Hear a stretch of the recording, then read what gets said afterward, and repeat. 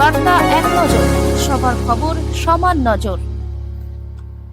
Triveni Shibpur sporting ক্লাবের পরিচালনায় ও বাঁশবেড়িয়া পৌরসভার সহযোগিতায় প্রতিবারের মতো এবারও তাদের নিজস্ব ফুটবল মাঠে প্রত্যক্ষ সুরকার ও সঙ্গীত শিল্পী সলিল চৌধুরী নামাঙ্কিত ৩৯তম বর্ষ মিলন মেলার আয়োজন রয়েছে। মেলা চলাকালীন বিভিন্ন দিনে বিভিন্ন অনুষ্ঠানের আয়োজন করা হয়। ১২তম দিনে মেলার এক অঙ্কন প্রতিযোগিতার আয়োজন করা হয়। ৩টি বিভাগে এই প্রতিযোগিতা অনুষ্ঠিত হয়।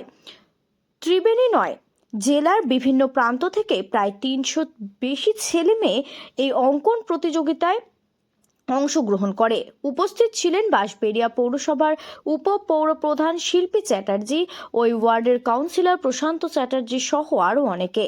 সবশেষে উপপৌরপ্রধান কি বললেন শুনবো। ৩৯তম সলিল চৌধুরী মিলন মেলা গত ৩ তারিখ থেকে চলছে।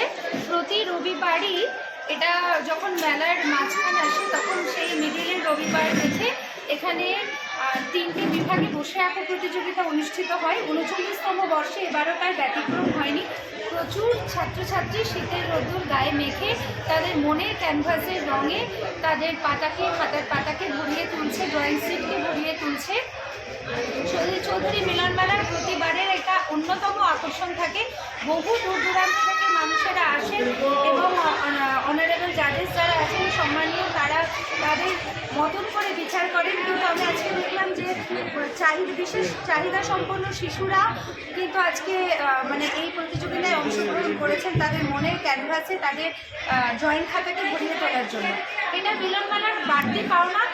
আমি এই ক্লাবের সঙ্গে সংযুক্ত একজন মানুষ হিসেবে এই ব্যাপারটার ভীষণ গর্ববোধ করি এবং এর এইভাবেই শ্রীবৃদ্ধি হোক। প্রচুর ছেলেরা এইভাবেই ১০০তম মিলন মেলাতেও ছবি আঁকুক। ৩৯তম বর্ষে আমাদের ক্লাবের পক্ষ থেকে এটাই প্রার্থনা।